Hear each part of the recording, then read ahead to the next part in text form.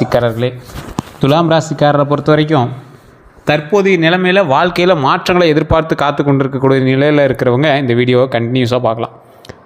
தற்போதைய காலகட்டத்தில் ஒரு விஷயம் நடக்காதா, இந்த நடந்தால் இது பரவாயில்லையா இருக்குமே அப்படிங்கிற மாதிரி எதிர்பார்த்து காத்து கொண்டிருக்கக்கூடிய ஒரு சம்பவம் நடந்துட்டுருக்கு. வேலை சம்மந்தப்பட்ட புதிய யோசனைகளில் ஈடுபட்டு இருக்கக்கூடிய ஒரு தற்போதைய நிலைமை.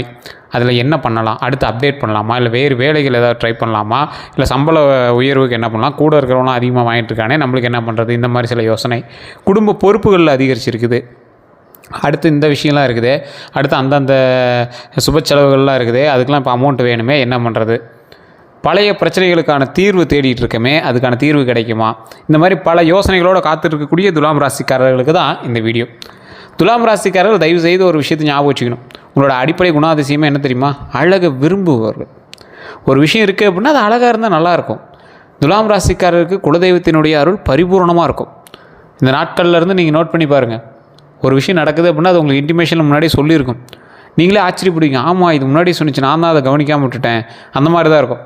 ஸோ இந்த ராசிக்காரை பொறுத்த வரைக்கும் அழகை விரும்புபவர்கள், அழகாக இருக்கணும் அப்படின்னு நினைப்பாங்க, அப்படிலாம் அழகாக இருக்கிறத ரசிப்பாங்க. நீதியை மதிப்பவர்கள். ஒரு விஷயம் இருக்குது சார், ஆனால் அதுக்காக ஒரு நீதியின் நேர்மைன்னு இருக்குது, அது பல கோடி ரூபா கொடுத்தாலும் நீதி நேர்மையை தாண்ட மாட்டோம் அப்படிங்கிற மாதிரி சிலர்லாம் இருக்காங்க அப்படின்னா அதில் துலாம் ராசிக்காரர்கள் தான் இருப்பாங்க. நிறைய பேர் பல கோடி ரூபா கொடுத்தாலும் நீதியாவது நேர்மையாக நமக்கு பணம் தான் முக்கியம், அதை நம்ம வாங்கி வச்சுக்கலாம், அப்படி தான் இருப்பாங்க. ஆனால் துலாம் ராசிக்காரர்கள் அப்படியே வேறு மாதிரி கொஞ்சம் இருப்பாங்க. அனைவரிடமும் நட்பாக பழகக்கூடிய நபர்களில் துலாம் ராசிக்காரர் ஒரு முழுமையான ஒரு நபர். மனதில் கருணை கொண்டவங்க, குடும்ப பாசம் அதிகம் உள்ளவங்க, கலை உணர்வு கொண்டவங்க, மற்றவர்களுக்கு உதவ விரும்புபவங்க. ஆனால் சில நேரங்களில் முடிவெடுக்க தாமதம் செய்வாங்க. அனைவரையும் திருப்திப்படுத்த முயற்சிப்பாங்க. தேவையற்ற கவலை கொள்வாங்க. தேவையற்ற கவலைனா இது, அது ஒரு பெரிய ப்ராப்ளமாகவே இருக்காது. அது ஒரு 5 நிமிஷம் உங்கள்கிட்ட யாராவது எக்ஸ்பிளைன் பண்ணால் அதை நீங்கள் சால்வ் ஆகிடுவீங்க. ஆனால் அந்த 5 நிமிஷம் நீங்கள் எக்ஸ்பிளைன் பண்ணுற வரைக்கும் நீங்கள் பண்ணுற ஒரு ரவுஸ் இருக்குது இல்லை, உங்களுக்கே தெரியும். அதை போட்டு மனசில் குழப்பிட்டு 2 நாள் தூங்காமல் 3 நாள் தூங்காமல் அதை போட்டு இதை போட்டு அப்படியே மைண்டில் போட்டு குழப்பிட்டு இருக்கிறீங்களே, அந்த விஷயம் வேண்டாம். முடிவெடுக்க தாமதம் செய்வாங்க.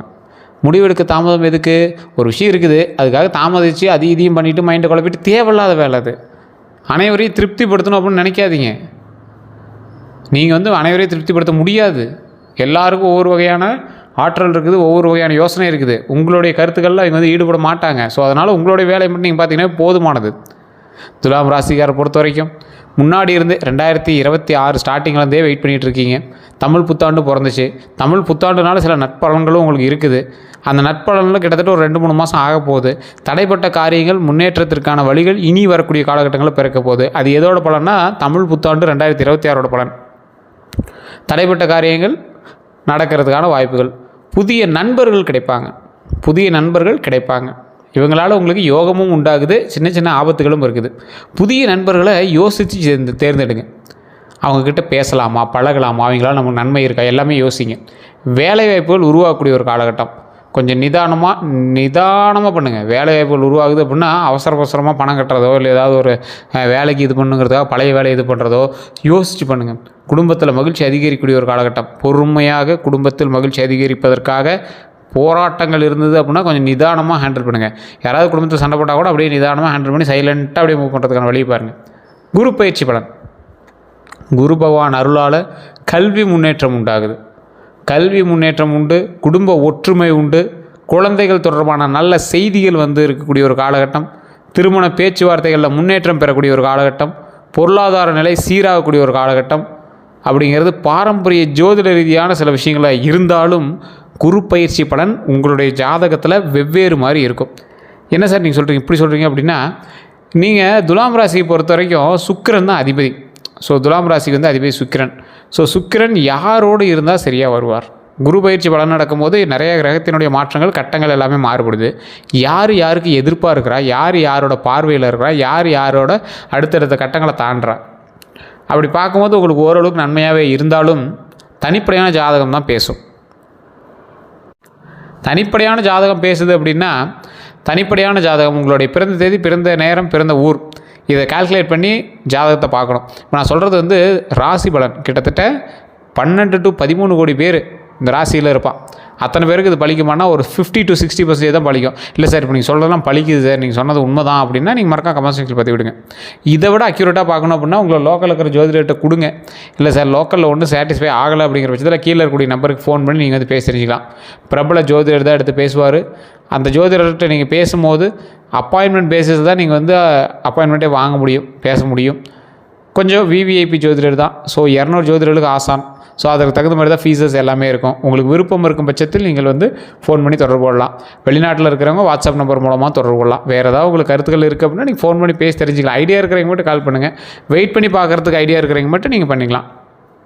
அதே போல் இந்த குரு பயிற்சியில் செய்ய வேண்டியவைன்னு ஒன்று இருக்குதுங்க. இந்த ராசிக்காரங்களுக்கு ஓரளவுக்கு சாட்டிஸ்ஃபையாக நடக்கணும் அப்படின்னா, குரு பயிற்சியில் சொன்ன மாதிரிலாம் நடக்கலை சார் அப்படின்னா இதை ட்ரை பண்ணி பாருங்கள். வியாழக்கிழமை விரதம். துலாம் ராசிக்காரங்க குலதெய்வ வழிபாடு எப்பயுமே பண்ணிகிட்டே இருப்பீங்க. குலதெய்வ வழிபாடு உங்களுக்கு ஒரு சிலருக்கு திங்கள், ஒரு சிலருக்கு வெள்ளி செட் ஆகும். இதில் ஒரு சிலர் சனிக்கிழமை விரதம் முடிக்கிற ஆளாக இருப்பீங்க. வியாழக்கிழமை விரதம் இது வரைக்கும் நீங்கள் இருந்தது ஓரளவுக்கு தான் இருந்திருப்பீங்க. ஒரு சிலர் இருந்திருக்கலாம், சாய்பாபாவுக்காக இருக்கிறவங்க, இல்லை இந்த தட்சிணாமூர்த்தி வழிபாடுக்காக இருக்கிறவங்க இருக்கலாம். குரு பகவானுக்காக வியாழக்கிழமை விரதம் இருந்து குரு காயத்ரி ஜபம் செய்து மஞ்சள் நிற ஆடை அணிந்து ஏழைகளுக்கு உணவு தானம் செய்து கல்வி உதவி செய்வதன் மூலமாக பல நன்மைகள் நடக்குது. என்ன சார் லிஸ்ட்டு பெருசாக போயிட்டுக்குது? ஒன்றும் கிடையாதுங்க. வியாழக்கிழமை விரதம் இருக்கிறீங்க, சாப்பிடாமே இருக்க சொல்ல, நீங்கள் அதுக்கு தகுந்த மாதிரி விரதங்கள் பழமோ இல்லை அதுக்கு தகுந்த மாதிரி உணவு காலையிலேருந்து ஒரு 11 மணி வரைக்கும் வெயிட் பண்ணி 11 மணிக்கு மேலே சாப்பிட்றதோ, இல்லை அதுக்கு தகுந்த மாதிரி ஏதாவது பழங்கள் மட்டும் உண்டு இது பண்ணுறதோ. அதே போல் காயத்ரி ஜபம் பண்ணி குரு காயத்ரி ஜபம் பண்ணிவிட்டு மஞ்சள் நிற ஆடை அணிந்து ஏழைகளுக்கு உணவு தானம் செய்யுங்க. அது ஒரு 100 பேருக்கு பண்ணணும்லாம் அவசியம் இல்லை. 5 பேர் உங்களால் முடிஞ்ச சாப்பாடை செஞ்சு அங்கே இருக்கக்கூடிய 5 பேர் கொடுத்தீங்கன்னா அதுவே போதும். கல்வி உதவி செய்வது, யாராவது குழந்தைகள் படிக்க முடியாமல் இருக்கிறவங்களே ஃபீஸோ அல்லது நோட் புத்தகமோ ஏதோ ஒன்று வாங்கி தரது ரொம்ப நல்லது. உங்களுக்கு இந்த ராசிக்காரங்களாம் இந்த டைம் அவ்வளோ நல்லதாக இருக்கும். இதை செஞ்சிங்கன்னா செய்யக்கூடாதவை என்ன தெரியுமா? பெரிய முதலீடுகளை அவசரமாக செய்யாதீங்க. இந்த டைமில் நீங்கள் வந்து முதலீடு போட்டிங்க அப்படின்னா மாட்டிக்குவீங்க. இது நிறையா பேருக்கு நான் சொல்கிறது தான். துலாம் ராசிக்காரர்கள்லாம் தெளிவாக புரிஞ்சுக்கோங்க. இந்த டைம் பணம் எவ்வளோ போடுறீங்களோ அந்தளவுக்கு உங்களுக்கு வந்து முதலீடுகள் எவ்வளோ போடுறீங்களோ அவ்வளோ ரிஸ்க் அதிகம். நண்பர்களை முழுமையாக நம்பாதீங்க. நண்பர்கள் நம்புறதுனால நீங்கள் மாற்றுறதுக்கான வாய்ப்புகள் கொஞ்சம் அதிகம். கோபத்தில் முடிவு எடுக்காதீங்க, தயவு செய்து சொல்கிறேன். துலாம் ராசிக்காரங்க நீங்கள் மாட்டின முக்கால்வாசி காரணம் பட்டன்னு பண்ணுறது, கோபத்தில் முடிவு எடுக்கிறது, டக்குன்னு திட்டி போகிறது. திட்டிவிட்டு அவருமே பேசினா மாறிக்குவாங்க அப்படிங்கிறது. மற்றவனுக்கு மனசு இருக்குது, மற்றவனுக்கு செயல்பாடுகள் இருக்குது. ஸோ கொஞ்சம் யோசிச்சு பண்ணுங்கள். குடும்ப பிரச்சனைகளை வெளியில் சொல்லாதீங்க, உங்களுக்குள்ளேயே இருக்கணும். உங்களுடைய குடும்பத்துக்குள்ளேயே இருக்கணும், வெளியே யார்ட்டையும் சொல்லாதீங்க. அது தானாக ஆட்டோமேட்டிக் சரியாயிடும். ஆனால் இப்போ நீங்கள் ஒரு டைம் வெளியே சொல்லிட்டீங்க அப்படின்னா நாளைக்கு நீங்கள் குடும்ப பிரச்சனைலேருந்து எல்லாம் சரியாகிக்குவீங்க. குடும்பத்தில் எல்லாரோடையும் சரியாகி நார்மலாக நிம்மதி வந்துடும். ஆனால் வெளியே நீங்கள் சொல்லியிருந்தீங்க அப்படின்னு வச்சுக்கோங்களேன், அவன் இன்னும் குழப்பிட்டே இருப்பான். ஓ அவங்க அப்படி சொன்னாங்கப்பா, அவங்க இன்னும் அப்படி தான் இருக்காங்களோ என்னமோ தெரியல. இதெல்லாம் நம்மளுக்கு தேவையில்லாத ஒரு விஷயம் தானே. ஸோ அந்த விஷயத்தில் ரொம்ப எச்சரிக்கையாக இருங்க. திருமண யோகம். திருமண வயதில் இருக்கிறவங்களுக்கு புதிய வரன் தேடுதல். இந்த காலகட்டம் உங்களுக்கு தேடுறதுக்கான காலகட்டம். டக்குன்னு கிடைக்குமா சார் அப்படின்னா ஒரு 100ல் 30% தான் வாய்ப்பு இருக்குது. ஆனால் தேடினீங்க அப்படின்னா தேடுறதுக்கான வாய்ப்பு உண்டாகும். நிறைய பேர் கல்யாணத்தை ஆகிறவங்களுக்கு ஸ்டெப் எடுக்கிறதுக்கே டைம் இல்லாமல் வந்திருக்கும். சார் கல்யாணத்துக்குன்னு ஸ்டெப்பே எடுக்க முடியல சார் அப்படிங்கிற மாதிரி தான் இருப்பீங்க. ஒரு சில துலாம் ராசியர் பார்த்துருந்தீங்கன்னா அது உண்மையாக இல்லையான்னு சொல்லுங்கள். அதில் தேடுறதுக்குன்னு ஒரு காலகட்டம் கிடைக்கணும்ல. தேடினா கிடைக்கிறது ஒரு பக்கம், தேடுறதுக்குன்னே ஒரு காலகட்டம் கிடைக்கும்ல, அது இந்த காலகட்டம். குடும்ப அறிமுகங்கள், உங்களுக்கு புதுசாக குடும்பங்கள் அறிமுகமாகும். அதில் ஒரு குடும்பம் இப்போ நீங்கள் பார்க்குறது மறுபடியும் பார்த்ததுக்கு அப்புறம் எல்லாம் இன்னொரு அதை பார்த்துட்டு இன்னொரு 4-5 வரான்னு பார்த்ததுக்கப்புறம் மறுபடியும் ஆமாங்க இது பழசுலேயே என் காதுக்கு வந்தது தான் அப்படின்னு ஒரு ஆளை போய் செலக்ட் பண்ணுவீங்க. அது இந்த காலகட்டமாக இருக்கலாம், இல்லை இதுக்கு முன்னாடி நடந்த விஷயமா இருக்கலாம். பார்த்தது 6 மாதம் இருக்கும், 1 வருஷம் இருக்கும், 2-3 மாதம் கழித்து கூட மறுபடியும் அதுக்கே போய் செலக்ட் பண்ணுற மாதிரி இருக்கும் துலாம் ராசிக்காரர் பார்க்குறது. உறவினர் மூலம் வாய்ப்புகள் உண்டாகுது. உறவினர் மூலமாக வாய்ப்புகள் உண்டாக ஆரம்பிக்குது. அதே போல் ஏற்கனவே திருமணமானவங்களுக்கு புரிதல் அதிகரிக்குது, குடும்ப ஒற்றுமை வளருது. சார் நிறைய பேர் இந்த திருமணமானவங்க கேட்கக்கூடிய விஷயம், துலாம் ராசிக்காரங்க மட்டும் திருமணமாகி சண்டை போடாத நாட்களே இல்லை சார் அப்படிம்பீங்க. துலாம் ராசிக்காரர்கள் இது ரொம்ப ஒரு முன்கூட்டியே சொல்லக்கூடிய விஷயம் என்ன அப்படின்னா, துலாம் ராசியை பொறுத்த வரைக்கும் ஸ்ட்ரெயிட் ஃபார்வர்ட் பர்சன். நீங்கள் வந்து பட்டு பேசிடுவீங்க. கூட இருக்கிறவன் கணவன் வந்து ஒரு சிலர் புரிஞ்சுக்கிற கணவராக இருப்பாங்க, ஒரு சிலர் புரிஞ்சுக்கிட்டாலும் திடீர்னு கோவப்படுறப்பராக இருப்பாங்க. அதனாலேயே உங்களை வந்து மெயின்டைன் பண்ணுறதே பெரிய விஷயமா இருக்கும். இது உண்மையாக இல்லையான்னு இருக்காங்க, கமெண்ட் செக்ஷனில் பதிவிடுங்க.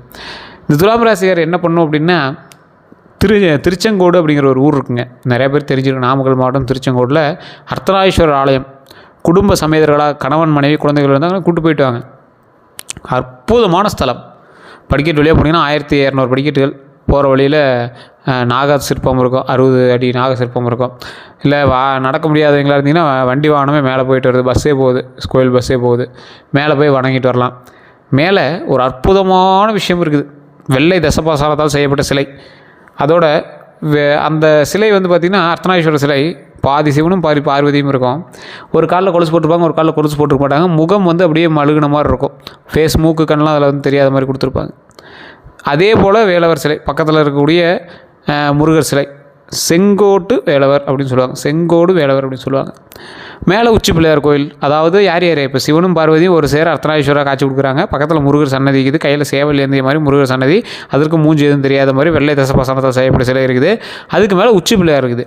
இப்போ என்னது, 4 தெய்வங்களும் ஒரு சேர குடும்ப சமேதர்களாக குடும்பமாக வாழக்கூடிய ஒரு ஸ்தலம்.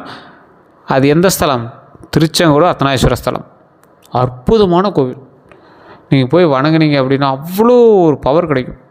திருமணமானவங்க இன்றைக்கும் போய் அங்கே எல்லாம் மாலை மாற்றிக்கிறாங்க. பக்கத்தில் இருக்கிற நிறைய பேர் அங்கே போய் மாலை மாற்றிட்டு வருவாங்க. அதுக்குன்னே தனி சிறப்பு பூஜைகள்லாம் கோயிலில் இருக்குது. நாக விஷயத்தெல்லாம் ஏதாவது பிரச்சனை இருந்துச்சுன்னா அங்கே போய் வழிபட்டுவாங்க. ராகுகேது சம்மந்தப்பட்ட விஷயங்கள்லாம் இருந்துச்சுன்னா அங்கே போய் வழிபட்டுவாங்க. திருமண ரீதியான தடைகள் இருந்துச்சுன்னா அங்கே போய் வழிபட்டுவாங்க. திருமண ரீதியான சிக்கல்கள் இருந்துச்சுன்னா அங்கே போய் வழிபட்டுவாங்க.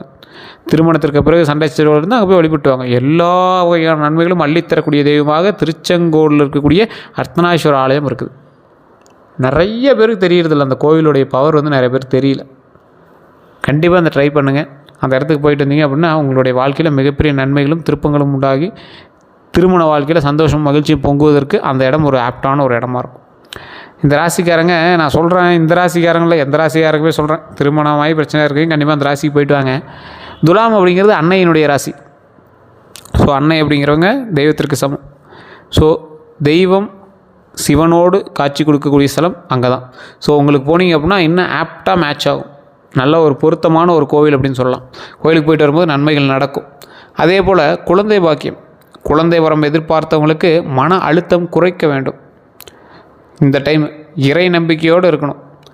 நிறைய பேர் ரொம்ப ஸ்ட்ரெஸ்டாக இருப்பீங்க. குழந்தை இன்னும் பிறக்கலாதுன்னு ஸ்ட்ரெஸ்ஸாக இருந்தீங்க அப்படின்னா தயவுசெய்து ஸ்ட்ரெஸ்ஸை குறைச்சிக்கோங்க. மைண்டை ரிலாக்ஸாக வச்சுக்கோங்க. நான் சொல்லக்கூடிய 3 ஸ்தலங்கள் இது எல்லா குழந்தை இல்லாதவங்களுக்கும் நான் முன்னாடி சொன்னது தான். நிறைய வீடியோக்களில் நிறைய ராசிகளுக்கும் சொன்ன ஸ்தலம் தான். கண்டிப்பாக அந்த கோயிலுக்கு போயிட்டு வாங்க. துலாம் ராசி முதல்ல வணங்க வேண்டியது உங்களுடைய குலதெய்வம். குலதெய்வத்தை வழிபட்டு இந்த கோயிலுக்கு போயிட்டு வாங்க.